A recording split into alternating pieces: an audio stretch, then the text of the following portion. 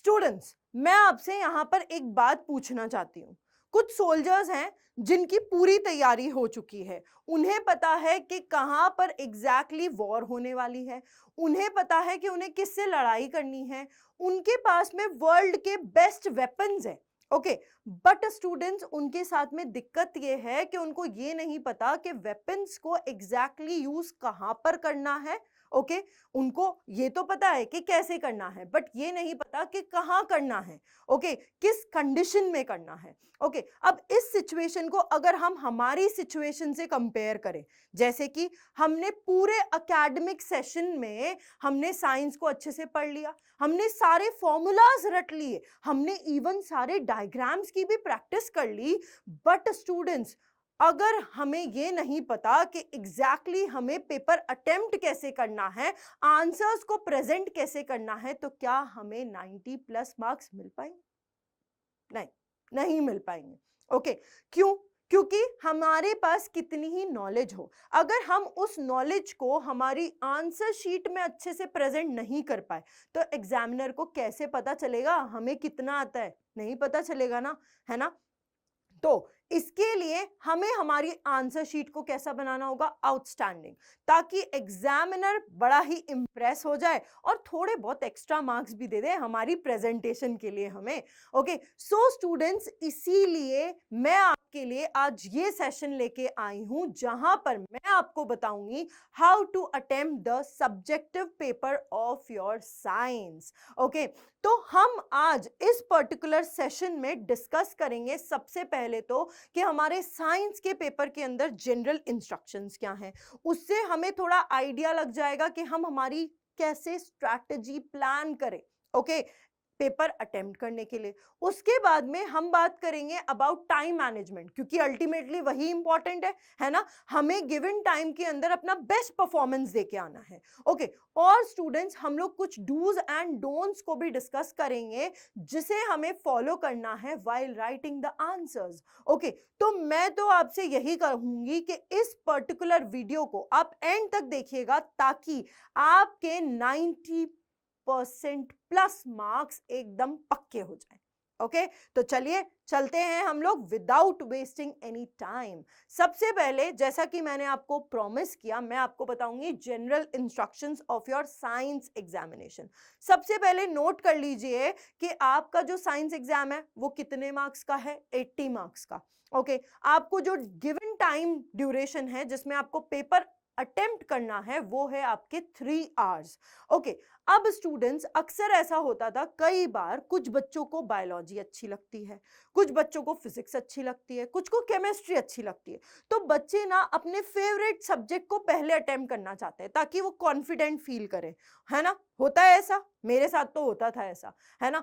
तो जब बच्चे कॉन्फिडेंट फील करेंगे तो आगे का पेपर अच्छा कर पाएंगे। तो इस चीज को सीबीएसई ने आपके लिए और आसान कर दिया। उन्होंने क्या किया, आपका जो पेपर है जिसमें आपके 39 क्वेश्चंस हैं, उनको उन्होंने 3 अलग अलग सेक्शंस में डिवाइड कर दिया सब्जेक्ट वाइज, है ना। ये अच्छी बात। तो अब अगर आपको बायोलॉजी अटेम्प्ट करके कॉन्फिडेंट फील होता है तो वो पहले अटेम्प्ट कर दो सेक्शन ए लिखकर। ओके, और उसके आंसर्स लिखना स्टार्ट कर दो। आंसर की नंबरिंग बिल्कुल वही लिखना जो क्वेश्चन पेपर में गिवन है। ओके, आपको अपने मर्जी से आंसर की नंबरिंग नहीं करनी है। ओके, अगर आपको केमिस्ट्री अच्छी लगती है तो पहले सेक्शन बी अटेम्प्ट करो और उसके सीक्वेंस को फॉलो कर लो, ठीक है। अगर आपको फिजिक्स अच्छी लगती है तो पहले वो अटेम्प्ट करो, बट ऊपर जरूर लिखना सेक्शन सी आप अटेम्प्ट कर रहे हो। ओके, अब इसमें एक और मेजर गाइडलाइन जो आपको याद रखनी है, आप ऐसा नहीं कर सकते हो कि आप एक पर्टिकुलर सेक्शन अटेम्प्ट कर रहे हो और बीच में कोई दूसरे सेक्शन का क्वेश्चन आप वहीं पर अटेम्प्ट कर दो। ऐसा आपको बिल्कुल नहीं करना है। क्यों? क्योंकि देखिए, एग्जामिनर को तो बहुत सारी कॉपीज चेक करनी है। अगर वो ऐसे आपके आंसर्स ढूंढते रहेंगे तो it would be very irritating for them. Okay, तो हमें उनको इरिटेट नहीं करना है, हमें तो उनको इम्प्रेस ही करना है। ओके, तो हम हमारी आंसर शीट को एकदम अच्छे से प्रेजेंट करेंगे। हम हर सेक्शन को प्रॉपर्ली सेपरेटली अटेम्प्ट करके आएंगे और अगर मान लीजिए आपको कोई आंसर नहीं आता है किसी सेक्शन में, तो उसके लिए स्पेस छोड़ दो। Okay, depending on the marks of that question आप उसके लिए एक आइडियल स्पेस छोड़ दो, ताकि बाद में अगर आपको ध्यान आता है तो आप अटेम्प्ट करो, नहीं तो वहां पर क्रॉस लगाकर आगे चलो। ठीक है, अब हम बात करते हैं नेक्स्ट इंस्ट्रक्शन की। आपके लिए सारे के सारे क्वेश्चंस जो हैं वो कंपलसरी है। आपको कोई चॉइस नहीं है कि आप 38 क्वेश्चंस अटेम्प्ट करके आओ। ओके, बट आपके पास में इंटरनल चॉइस है। ओके, मतलब कि एक ही क्वेश्चन में आपको दो तरीके के क्वेश्चंस पूछे गए होंगे, जिनमें से किसी एक को करना है, दोनों को नहीं करना है वरना बहुत टाइम वेस्ट होगा हमारा। ओके, तो आपको इस तरीके से अटेम्प्ट करना है। अब हम आ जाते हैं अगली चीज पर, जो कि असल में सबसे प्रॉब्लमैटिक होता है, टाइम मैनेजमेंट। हम अक्सर वहीं पर कंफ्यूज हो जाते हैं। ओके, तो उस पे आने से पहले मैं आपको एक और चीज ब्रीफली बताना चाहूंगी। आपका जो बायोलॉजी का सेक्शन होता है उसमें आपके आते हैं 16 क्वेश्चंस। ओके, केमिस्ट्री के सेक्शन में आपके आते हैं 13 क्वेश्चंस और फिजिक्स के सेक्शन में आपके आते हैं 10 क्वेश्चंस। ओके, तो बच्चे अक्सर यहीं पर परेशान होते हैं कि बायोलॉजी में है तो क्वेश्चंस ज्यादा, ओके, तो मुझे उसको ज्यादा टाइम देना चाहिए। ओके, बट आप कहाँ गलती कर रहे हो? एक्चुअली में आपका जो फिजिक्स का सेक्शन होता है वो ज्यादा सॉल्विंग पार्ट इन्वॉल्व करता है। ओके, मतलब उसमें आपको ज्यादा सॉल्विंग करनी होती है, क्वेश्चंस बहुत ही ज्यादा लेंदी भी हो सकते हैं। ठीक है, तो स्टूडेंट्स आपको अपने फिजिक्स वाले सेक्शन को ज्यादा टाइम देना है। तो चलिए मैं आपसे यहाँ पर शेयर करती हूँ, मैंने आपके लिए जो आपके टाइम का ब्रेकडाउन प्रिपेयर किया है उसको देख लीजिए।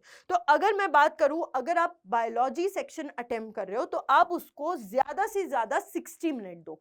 इन 60 मिनट्स के अंदर आपको क्वेश्चंस अटेम्प्ट करने भी हैं और आपको एक बार अपना आंसर्स को रिव्यू भी कर लेना है कि कहीं मैंने कोई मिस्टेक तो नहीं छोड़ दी, कहीं मुझसे कोई लेबलिंग तो नहीं छूट गई, कहीं मैंने किसी आंसर का नंबर गलत तो नहीं लिख दिया।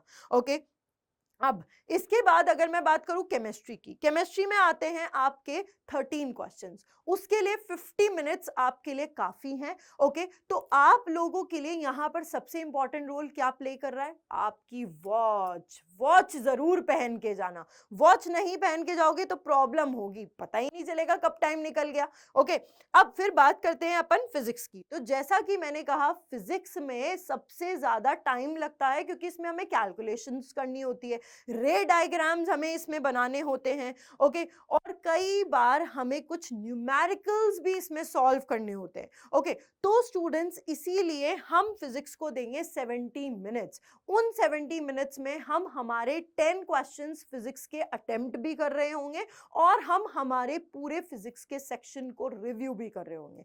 मतलब आपको ओवरऑल ये जो अलॉटेड टाइम ड्यूरेशन है, इसी टाइम ड्यूरेशन में आपको हर सेक्शन को, या मैं कहूं हर सब्जेक्ट को अटेम्प्ट भी करना है और वहीं पर रिव्यू कर देना है। ठीक है, ये हो गई बात टाइम मैनेजमेंट की। अब स्टूडेंट्स हम आ जाते हैं, जब हम आंसर लिखने जा रहे हैं तो हमें किन फैक्ट्स का ध्यान रखना है। मतलब कुछ ऐसे फैक्ट्स हैं जिनसे आपको मार्क्स अच्छे जरूर मिलेंगे।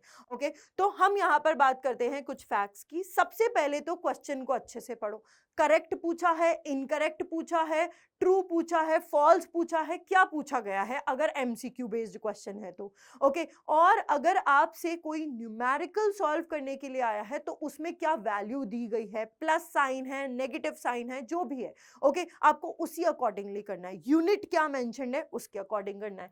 फिर your answer should completely adhere to what's being asked. हमें पता है हमें बहुत कुछ आता है, बट हमें वहां पर दिखाना नहीं है कि हमें सब कुछ आता है। हमें सिर्फ वहां पर उतनी ही इंफॉर्मेशन लिखनी है जितनी क्वेश्चन में हमसे पूछी गई है।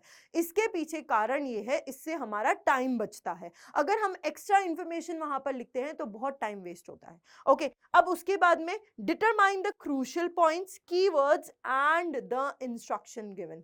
अगर आपको फिजिक्स में कोई न्यूमेरिकल गिवन है तो उसमें वैल्यूज लिखो, वो आपके इंस्ट्रक्शंस में आ गई। फिर उसके बाद में क्वेश्चन को सॉल्व करना स्टार्ट करो। अगर कुछ कीवर्ड्स है, जैसे बायोलॉजी में हम लोग ज्यादातर थ्योरेटिकल आंसर्स ही लिखते हैं। ओके, तो बायोलॉजी के अंदर आप कीवर्ड्स को अंडरलाइन कीजिए with the help of the pencil. Okay, फिर use relevant examples to support your views and strengthen your response. जो एग्जाम्पल वहां पर जरूरी है उसी को लिखें, एक्स्ट्रा ना लिखें। ओके, अब अगली बात जो हमें यहाँ पर नोट डाउन करनी है, during the exam try to write your descriptive answers in points and give diagrammatic illustrations wherever possible। अब ये मैंने यहाँ पर स्क्रीनशॉट लगाया है एक टॉपर स्टूडेंट की कॉपी का ही।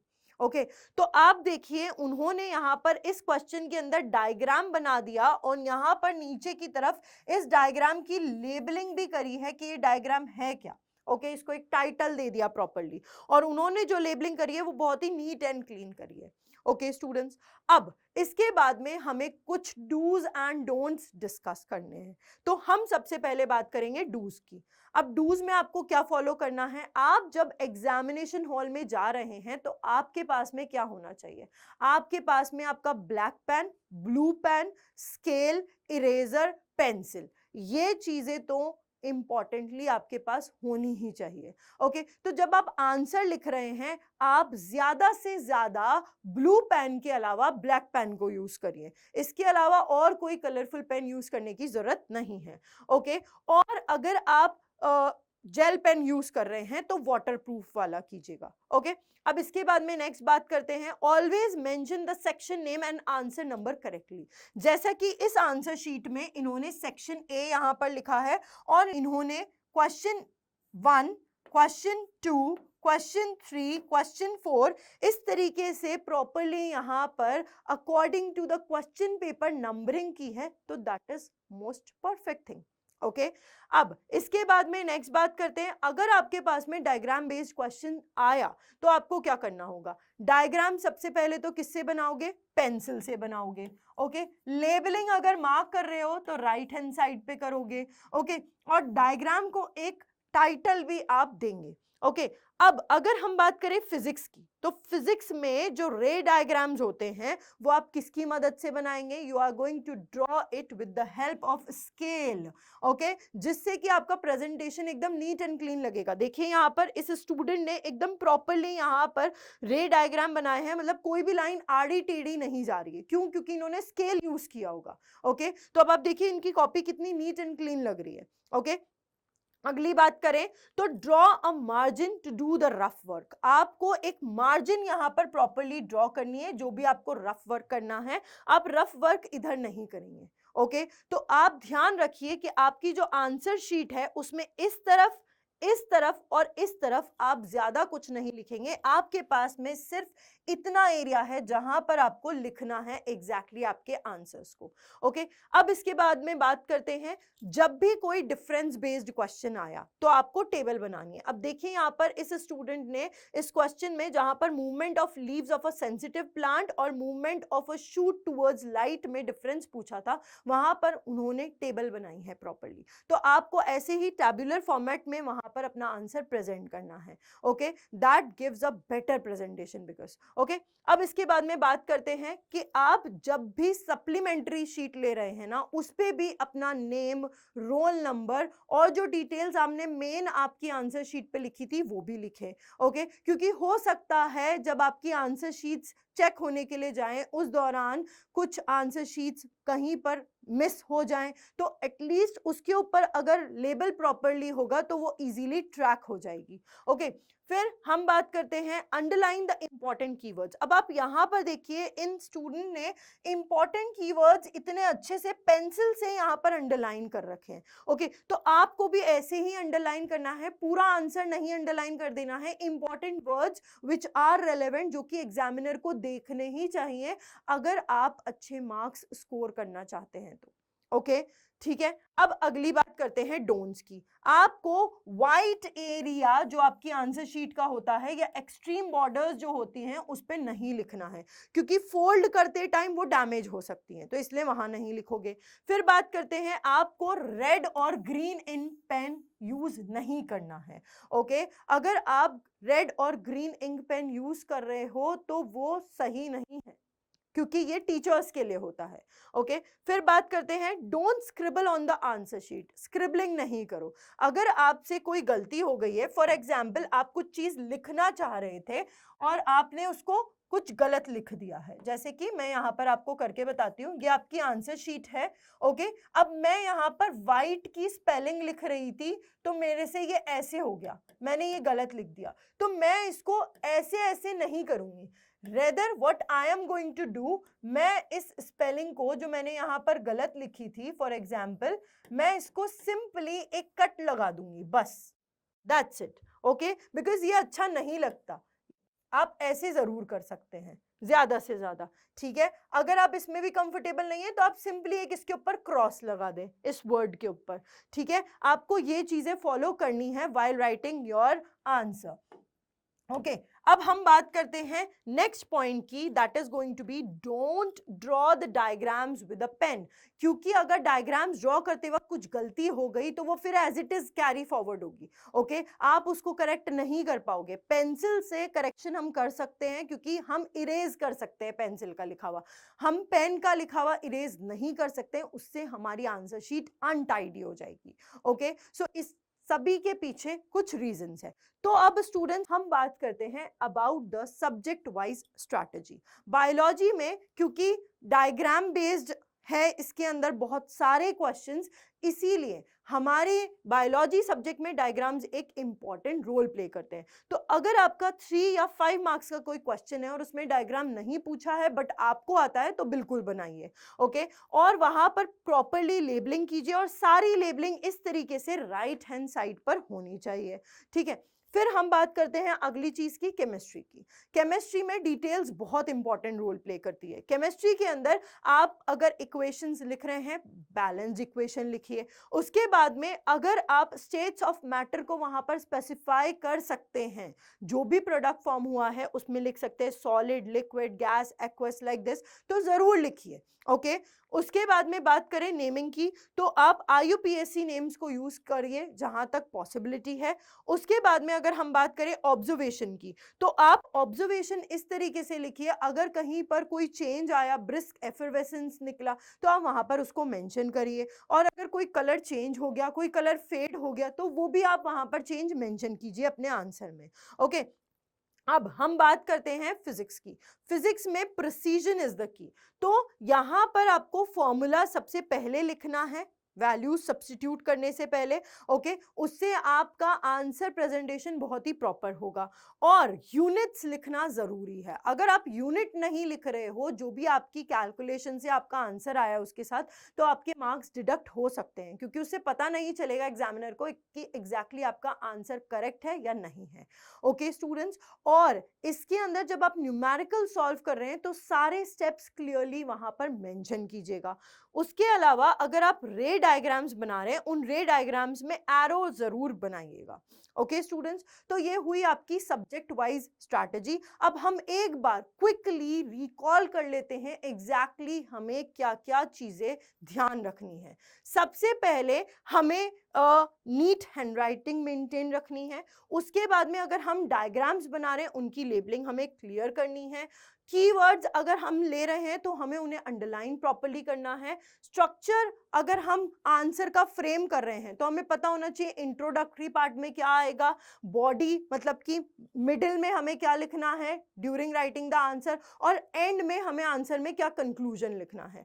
टाइमिंग हमें मैनेज करना है because that is the most important thing. और रेलेवेंस, हमें बिल्कुल टू द पॉइंट बात करनी है, हमें फालतू एक्स्ट्रा इंफॉर्मेशन वहां पर नहीं देनी है। ओके, और आपको अपने आंसर्स को चेक करना है after completion. Okay, so students, ये थी strategy to write the subjective paper of your science. Okay, so this was all the best and thank you.